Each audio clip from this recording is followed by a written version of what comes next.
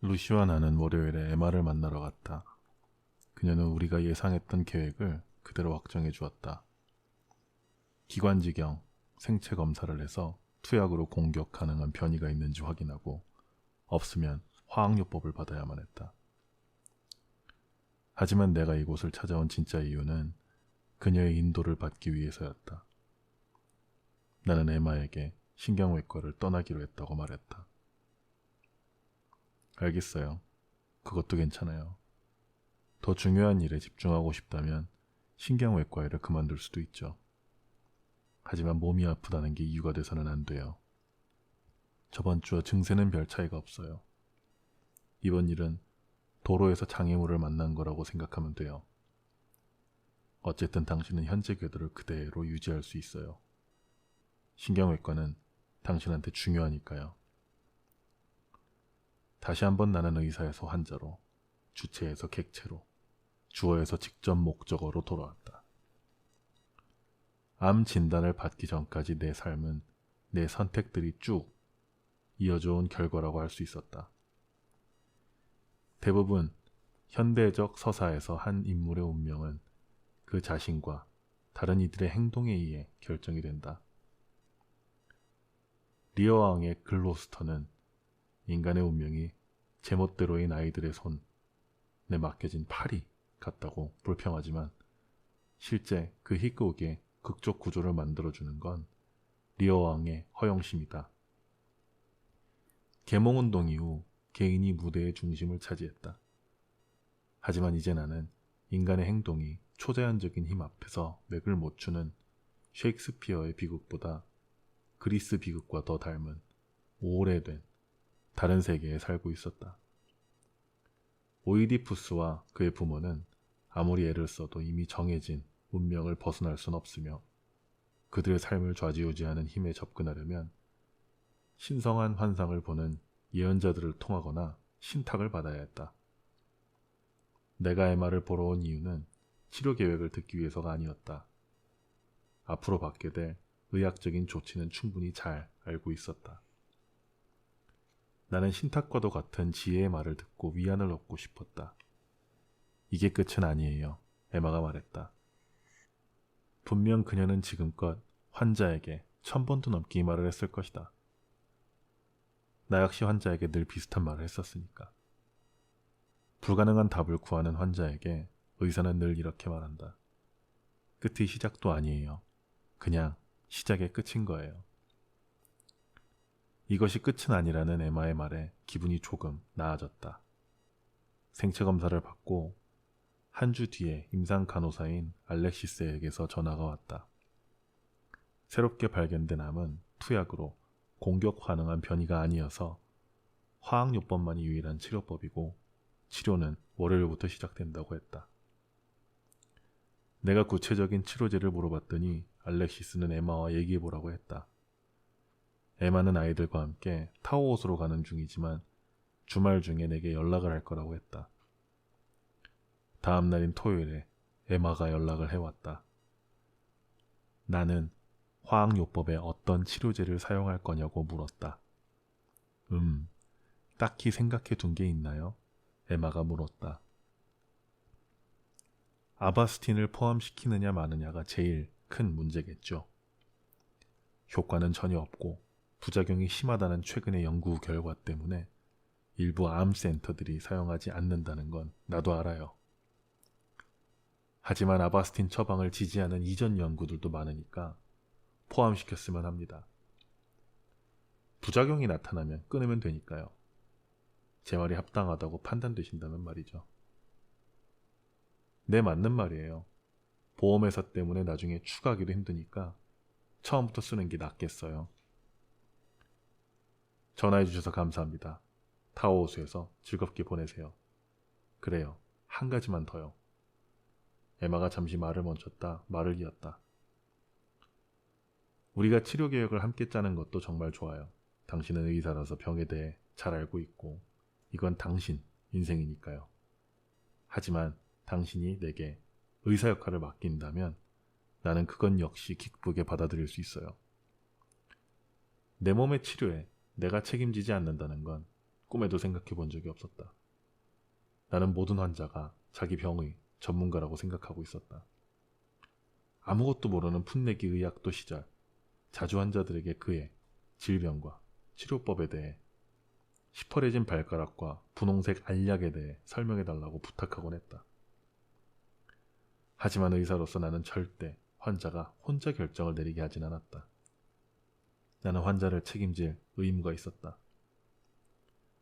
그리고 나는 내가 그때와 똑같이 하려고 한다는 사실을 깨달았다.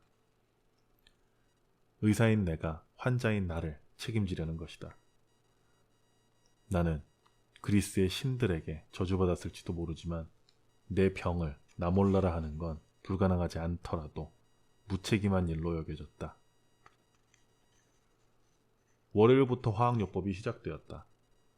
나는 루시 어머니와 함께 약물주입센터로 갔다. 나는 정맥주사를 꽂은 채 편한 의자에 앉아 기다렸다. 여러 가지를 혼합하여 만든 약을 주입하려면 4시간 반이 걸렸다. 나는 그동안 졸거나 책을 읽거나 때로는 멍하니 앞을 바라봤다. 루시아 어머니는 내 옆에 앉아 때때로 잡담을 하면서 정적을 깼다. 같은 방에는 다양한 모습의 다른 환자들이 있었다. 대머리도 보였고 머리를 멋지게 손질한 사람도 있었다. 축 처진 사람도 있었고 활기가 넘치는 사람도 있었다. 옷차림이 단정한 사람도 있었고 지저분한 사람도 있었다. 모든 환자가 쭉 뻗은 팔에 정맥구사를 꽂은 채 조용히 누워 똑똑 떨어지는 독한 약물을 받아들이고 있었다. 나는 3주마다 이곳에 와서 치료를 받게 될 것이었다. 다음날 곧바로 효과가 나타나기 시작했다. 아주 피곤했고 온몸이 나른했다. 큰 즐거움이었던 식사는 이제 바닷물을 마시는 일처럼 되어버렸다. 갑자기 내 모든 기쁨에 소금이 뿌려졌다. 아침에 루시가 베이글에 크림치즈를 발라서 줬는데 마치 소금을 핥는 것 같았다. 난 베이글을 옆으로 치워버렸다. 책을 읽는 것도 힘들었다. 나는 전에 V에게 두꺼운 신경외과 교재의 내 연구에 잠재적 치료 효과에 대한 글을 몇 장 써주겠다고 약속했었다. 하지만 그 일 역시 제쳐뒀다. 며칠이 지나자 텔레비전 시청과 억지 식사가 주요 일과가 되었다. 몇 주 후에는 일정한 생활 패턴이 생겼다. 불쾌감은 차츰 줄었고 다음번 약물 주사 맞을 때 몸은 정상적인 상태로 돌아왔다. 이런 과정이 계속 되풀이되었다. 나는 사소한 합병증으로 병원을 드나들었고 복직은 꿈도 못 꾸게 되었다. 신경외과는 내가 레지던트 과정 수료에 필요한 전국적, 지역적 기준을 모두 충족시켰다고 판단했다. 수료식은 토요일이었다. 루시의 출산 예정일로부터 2주쯤 전이었다. 수료식 날이 왔다. 침실에 서서 7년 레지던트 생활의 정점인 수료식에 참석하기 위해 옷을 차려입고 있는데 갑자기 지독한 메스꺼움이 몰려왔다. 화학요법을 받느라 평소에 파도처럼 왔다가 사라지는, 그래서 견디는데도 익숙해진 메스꺼움과는 전혀 달랐다. 나는 감당할 수 없을 정도로 녹색 담즙을 토하기 시작했고 그 분필 같은 맛은 위상과 확연히 달랐다. 그건 내장 깊숙한 곳에서 나오는 것이었다. 결국 나는 수료식에 참석하지 못했다. 탈수증을 피하려면 정맥주사를 맞아야 했기 때문에 루시는 나를 황급히 응급실로 데려갔다. 수분이 보충되기 시작하고 구토는 멈춰졌지만 설사가 시작됐다. 나는 레지던트인 브래드와 유쾌하게 대화를 나누면서 내 병력과 처방받고 있는 약들에 관해 말했다. 우리는 분자 표적 치료의 발전, 그리고 내가 복용 중인 타세바에 관해서도 이야기를 나눴다. 치료 계획은 간단했다. 내가 입으로 물을 마실 수 있을 때까지 정맥주사를 통해 수분을 공급하는 것이었다. 그날 밤 나는 입원하여 병실에 누워 있었다. 간호사가 내 처방전을 검토할 때 나는 타세바가 없다는 걸 알아챘다. 나는 그녀에게 실수를 바로잡게 레지던트를 불러달라고 말했다. 종종 벌어지는 일이었다.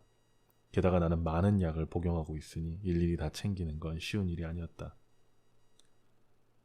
자정이 훌쩍 넘어서야 브래드가 내 병실로 왔다. 처방에 문제가 있다고 하셨다면서요? 그가 물었다. 맞아요. 타세바가 빠져 있더군요. 다시 넣어주시겠어요? 아, 그건 빼기로 했어요. 왜요? 그걸 복용하기엔 간 효소 수치가 너무 높아서요. 난 혼란에 빠졌다. 간 효소 수치는 이미 몇 달 전부터 높았다. 이게 문제라면 왜 전에는 아무런 얘기가 없었던 말인가? 아무튼 이건 명백한 실수였다. 에마 선생님 아시죠? 제 담당이이자 당신의 상사이기도 하죠.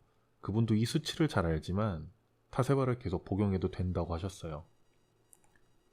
레지던트들은 담당의 지시 없이 의학적인 판단을 해야 하고 이건 일상적으로 벌어지는 일이었다. 하지만 지금은 에마의 소견이 있으니 당연히 그는 거기에 따라야 했다. 하지만 위장에 문제가 생길 수 있어요. 나는 더 혼란스러워졌다. 보통 담당이의 처방을 내세우면 논의는 거기서 끝난다. 1년 동안 복용했지만 아무 문제가 없었어요. 그러면 당신은 화학요법이 아니라 타세바 때문에 갑자기 이 난리가 난 거라고 생각하는 건가요? 네, 그럴 수도 있죠. 혼란스러운 감정은 분노로 바뀌었다. 의과대학원을 졸업한 지 2년밖에 안 됐는데 후배 레지던트의 또래 풋내기가 지금 나랑 논쟁이라도 벌이자는 건가? 옳은 말을 한다며야 뭐 참아줄 수 있겠지만 지금 그는 전혀 말도 안 되는 소리를 하고 있었다. 내가 아까 오후에 타세바가 없으면 뼈에서 전이가 일어나서 엄청나게 아프다고 말하지 않았던가요? 과장이 아니라 예전에 권투를 하다가 부러진 적이 있는데 그것보다 훨씬 더 아파요. 비명을 안 지르고는 못 베길 정도로 심한 통증이에요. 약의 반감기를 생각할 때 하루 정도 지나면 그런 통증은 사라질 겁니다. 나는 브래드의 눈을 바라보았다. 그의 눈에 나는 환자가 아니라 요주 인물이었다. 저기요, 브래드가 말했다. 당신이 의사가 아니라면 이런 얘기를 하고 있을 필요도 없겠죠. 타세바는 제외할 겁니다. 그래야 통증의 원인이 그 약이라는 걸 알게 될 테니까요. 오후에 그 유쾌하던 대화는 대체 어디로 사라진 걸까? 이과대학원 시절에 있었던 일이 문득 생각났다. 한 환자가 내게 말하기를 의사를 만나러 갈 때 항상 가장 비싼 양말을 신는다고 했다. 신발도 못 신고 환자복만 걸치고 있으니 양말이라도 제대로 신어야 의사가 자기가 중요한 사람인 걸로 인식하고 존중해준다는 것이었다. 정말 그게 문제인 건가? 몇 년 동안 훔쳐왔던 병원 지금 양말을 신고 있는 게? 여하튼 타세바는 특별한 약이라 연구원이나 담당이의 승인이 있어야 해요. 제가 이것 때문에 누군가를 깨워야겠습니까? 아침까지 기다려주실 순 없어요? 바로 그게 문제였다. 내 요구를 들어준다는 건 그가 해야 할 일이 하나 더 늘어난다는 뜻이었다. 그것도 난처하게 상사에게 전화를 걸어 자신의 실수를 인정해야 하는 것이다. 야간 근무 중인 그로서는 내키지 않는 일이었을 것이다. 레지던트 교육과정은 대다수 프로그램이 교대 근무를 채택하도록 강제하고 있다. 교대 근무를 하다 보면 책임을 다른 레지던트에게 은근히 떠넘겨버리는 교활한 요령도 배우게 된다. 몇 시간 더 뒤로 미룰 수 있다면 그건 다른 사람의 책임이 된다. 나는 오전 5시에 그 약을 먹습니다. 내가 말했다. 아침까지 기다리라는 말은 아침 회진 후에 다른 누군가가 처리해 줄 거란 뜻이죠. 그렇다면 나는 오후가 돼서야 그 약을 먹겠군요. 내 말이 틀렸나요? 네, 알겠습니다. 브래드는 이렇게 말한 뒤 병실을 나갔다. 하지만 아침이 되었을 때 나는 그가 아무런 조치도 취하지 않았다는 걸 알게 되었다. 에마는 인사차 잠시 들러 타세바 문제는 잘 처리됐으니 걱정하지 말라고 했다. 그리고 빨리 회복하길 바란다는 말과 함께 한 주 동안 병원을 비울 것 같다면서 미안하다고 사과했다. 그날 나는 몸 상태가 더 나빠졌고 설사도 급속도로 심해졌다. 수분 보충을 받았지만 뒤늦은 조치였는지 신장이 제 역할을 하지 못했다. 입이 너무 말라서 말을 할 수도 뭔가를 삼킬 수도 없었다. 검사를 받아보니 내 혈정, 나트륨 수치가 거의 치사 수준이었다. 나는 중환자실로 옮겨졌다. 연구개와 인두의 일부가 탈수로 망가져 입 밖으로 비어져 나왔다. 나는 고통스러웠고 정신이 오락가락했다. 그러는 사이에 중환자 전문 치료사, 신장병 전문의, 위장병 전문의, 내분비 전문의, 전염병 전문의, 신경외과의 일반 종양학 전문의, 흉부 종양학 전문의, 이비인후과 전문의 등의 여러 전문의들이 모여 나를 돕고 있었다. 임신 38주 차인 루시는 낮에는 내 곁을 지키고 밤에는 중환자실에서 몇 걸음 떨어진 내가 예전에 사용하던 대기실로 살짝 들어가 내 상태를 계속 주시했다. 루시와 아버지는 다정한 목소리로 나를 도와주고 있었다. 나는 의식이 뚜렷할 땐 불협화음을 내는 여러 목소리들을 날카롭게 의식했다. 의학에선 이를 WICOS, 이 배의 선장은 누구인가 문제라고 한다. 신장병 전문의와 중환자 전문 치료사와 종양학 전문의와 위장병 전문의가 제각기 다른 의견을 냈다. 나는 내 치료에 책임감을 느꼈다. 그래서 의식이 있는 동안에는 루시의 도움을 받아 내 병에 관한 순차적인 세부사항을 기록하여 모든 의사들이 객관적 사실에 근거하여 판단할 수 있도록 도와주려고 했다. 나중에 반쯤 잠든 상태에서 아버지와 루시가 각각 의사들과 내 상태에 대해 의논하는 소리가 희미하게 들렸다. 우리는 화학요법 효과가 사라질 때까지 수액치료를 집중해야 한다고 했다. 하지만 전문의들은 저마다 희박한 가능성을 고집하면서 불필요하고 경솔해 보이는 검사와 치료를 주장하기도 했다. 견본을 채취한 뒤 정밀검사 지시가 떨어지고 치료약이 정해졌다. 나는 내 주위에서 벌어지는 사건들과 시간을 따라잡기가 점점 더 힘들었다. 치료 계획을 설명해달라고 요구하면서도 말이 제대로 나오진 않았고 목소리는 약하게 웅얼거렸다. 내가 조리 있게 말하지 못하고 횡설수설하면 의사들의 목소리가 어두워졌다. 에마가 책임자로 여기에 있으면 얼마나 좋았을까. 어느 날 갑자기 에마가 내 앞에 나타났다. 벌써 돌아오셨나요? 당신은 중환자실에 한 주 넘게 있었잖아요. 에마가 말했다. 하지만 걱정하지 말아요. 점점 좋아지고 있어요. 대부분의 수치가 정상으로 돌아왔어요. 곧 퇴원하게 될 거예요. 이야기를 들어보니 에마는 출장 중에도 이메일로 의사들과 연락을 주고받은 모양이었다. 전에 당신은 의사, 나는 환자 역할을 충실히 하는 게 어떠냐고 했죠? 내가 말했다. 그것도 좋은 생각인 것 같아요. 올바른 답을 찾으려고 과학책과 문학책들을 읽어봤는데 아직도 못 찾았어요. 책을 읽는다고 찾을 수 있는 답은 아닐 거예요. 에마가 대답했다. 지금 내 탄 배의 선장은 에마였고 그녀는 내 입원 뒤 일어난 온갖 혼란을 평온하게 가라앉히고 있었다. 엘리엇의 글귀가 다시 떠올랐다. 담야타. 배는 돛과 노를 능숙하게 다루는 손에 즐겁게 응했다. 잔잔한 바다에서 능숙한 손에 초대를 받았다면 그대 마음 또한 즐겁게 응했으리라. 나는 병상에 등을 기대고 눈을 감았다. 정신이 혼미해지고 다시 어둠이 찾아왔지만 이윽고 마음의 긴장이 풀리고 편안해졌다. 루시의 분만 예정일은 아무런 진통 없이 지나갔고 내 퇴원일도 드디어 잡혔다. 암 진단을 받은 뒤 체중이 18kg 이상 줄었고 지난주에만 7kg이 빠졌다. 그래서 중학교 때 같은 몸무게가 되고 말았다. 머리카락 역시 숱이 엄청나게 줄었다. 특히 지난달에 유독 많이 빠졌다. 난 다시 태어나 세상을 민감하게 의식하게 됐지만 형편없이 시들어버렸다. 피골이 상접하여 마치 살아있는 엑스레이 사진 같았다. 고개를 드는 것조차 힘이 들었다. 물잔 하나 들어올릴 때도 양손을 써야 했다. 독서는 아예 생각도 못했다. 나와 루시의 부모님들이 우리를 도와주러 오셨다. 퇴원하고 이틀이 지났을 때 루시는 처음으로 진통을 느꼈다. 어머니가 나를 에마에게 태워다 주는 동안 루시는 집에 남았다. 좌절하셨나요? 에마가 물었다. 아니요. 그렇게 될 거예요. 회복하려면 오래 걸리니까요. 뭐 인정할게요. 크게 보면 좌절한 게 맞아요.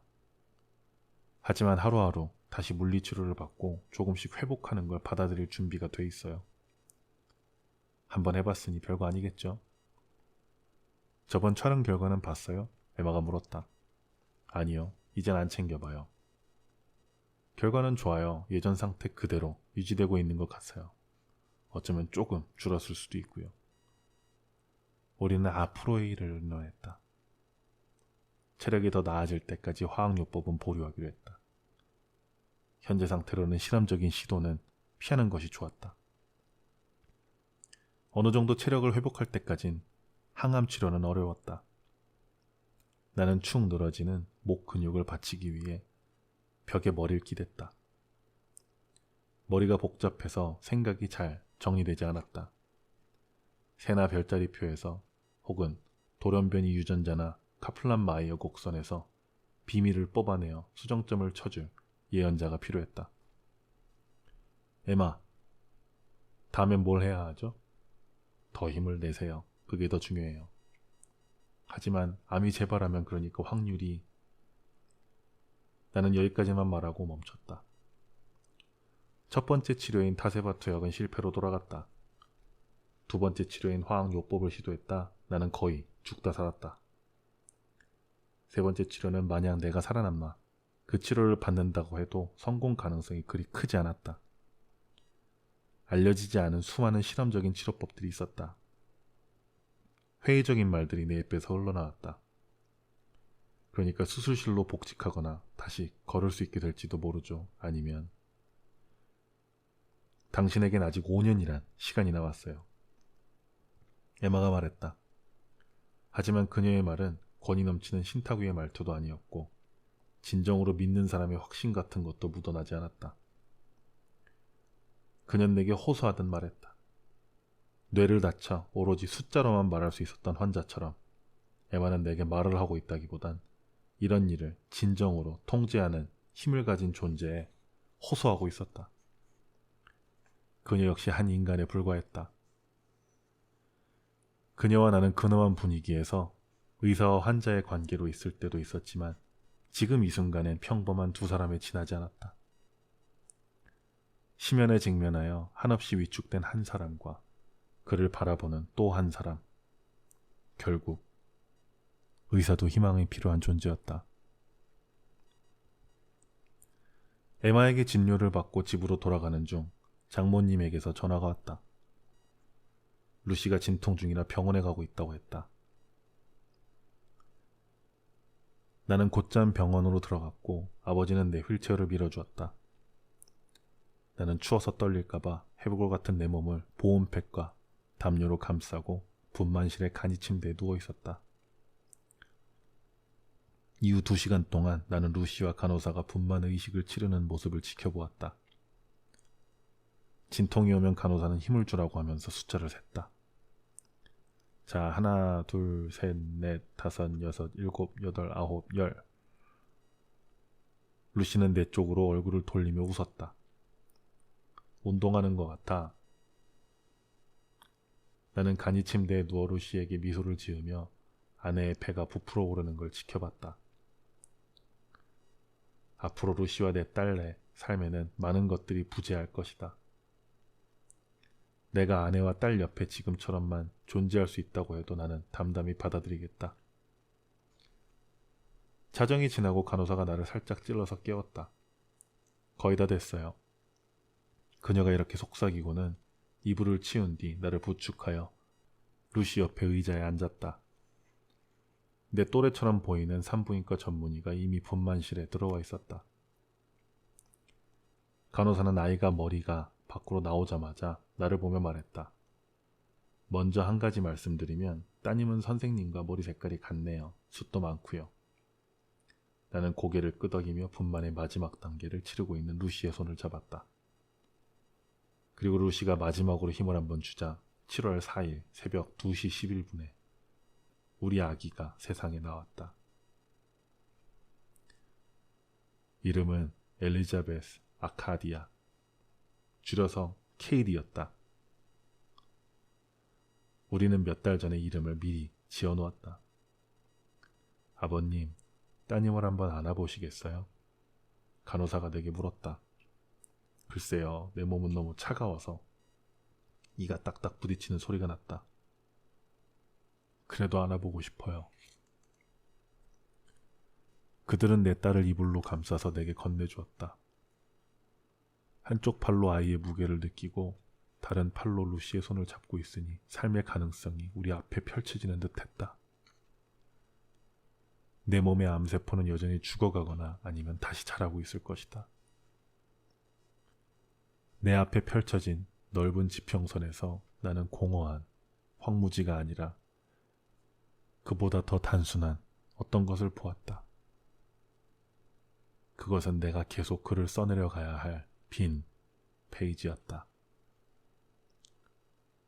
그래도 우리 집은 활기가 넘쳤다.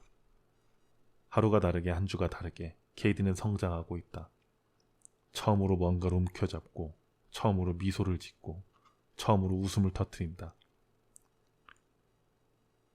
케이디를 담당하는 소아과 의사는 정기적으로 차트에 딸아이의 성장을 기록하고 시간 경과에 따라 챙겨야 하는 사항들을 확인한다. 케이디의 주위에는 새로운 기운이 환하게 빛난다. 케이디가 내 무릎에 앉아 형편없는 내 노래 솜씨에도 좋아하면서 미소를 지을 때면 온 집안이 환해지는 기분이다. 시간은 이제 나에게 양날의 검과 같다. 지난번에 병세가 악화되어 심하게 축난 몸 상태는 점점 나아지고 있지만 얼마 지나지 않아 다시 암이 재발하게 될 테고 그러다 결국 죽음에 이를 것이다. 죽음은 예상보다 느리게 올지도 모르지만 원하는 것보단 분명 빠르게 닥쳐올 것이다.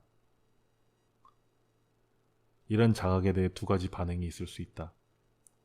가장 명백한 반응은 정신없이 움직이려는 충동일 것이다. 즉, 여행도 하고 근사한 식사도 하고 여태껏 접어둔 많은 소망을 성취하면서 삶을 만끽하는 것이다. 하지만 암은 무자비하게도 시간뿐 아니라 기력까지 빼앗아버려 하루에 할 수 있는 양이 크게 줄었다. 마치 경주하다가 지친 토끼가 된 것 같은 기분이다.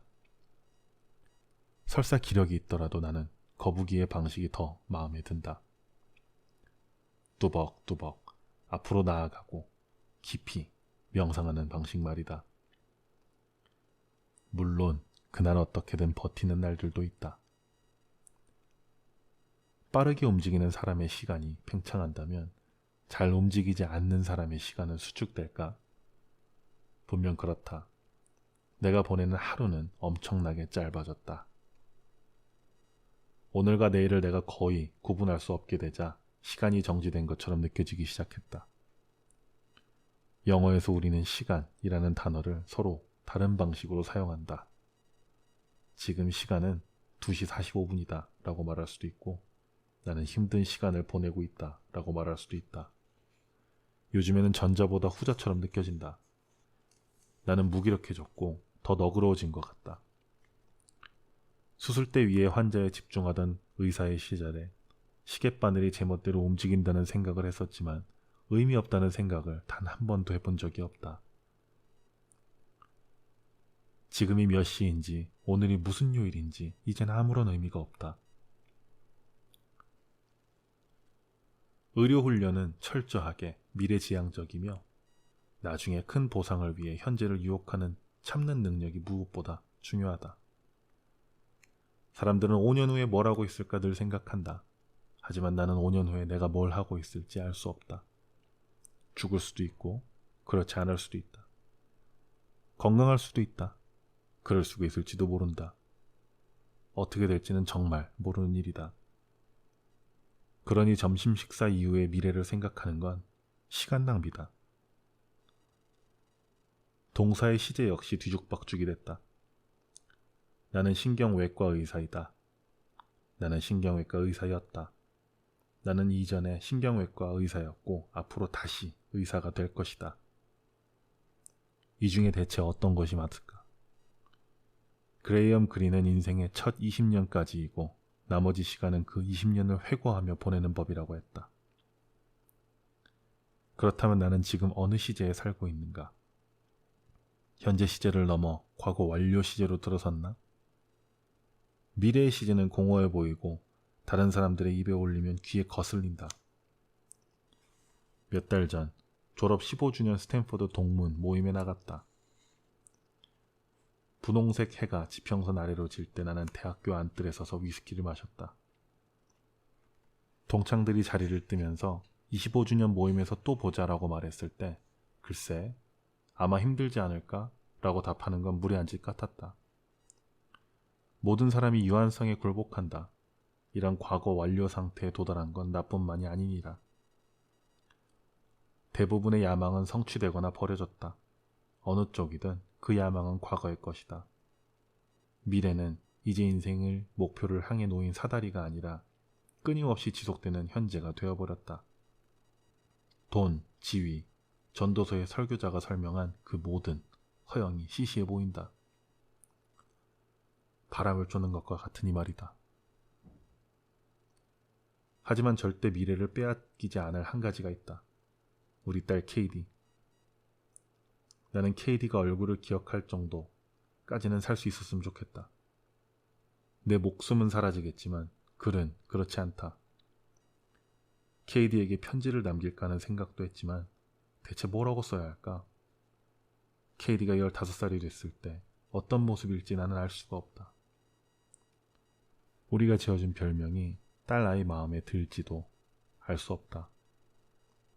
미래가 창창한 이 아이는 기적이 벌어지지 않는 한 과거만 남아있는 나와 아주 짧은 시간을 함께 보낼 것이다. 이 아이에게 내가 해줄 수 있는 말은 단 하나뿐이다. 그 메시지는 간단하다. 네가 어떻게 살아왔는지, 무슨 일을 했는지, 세상에 어떤 의미 있는 일을 했는지 설명해야 하는 순간이 온다면 바라건대 네가 죽어가는 아빠의 나날을 충만한 기쁨으로 채워졌음을 빼놓지 말았으면 좋겠구나. 아빠가 평생 느껴보지 못한 기쁨이었고 그로 인해 아빠는 이제 더 많은 것을 바라지 않고 만족하며 편히 쉴 수 있게 되었단다. 지금 이 순간 그건 내게 정말로 엄청난 일이란다.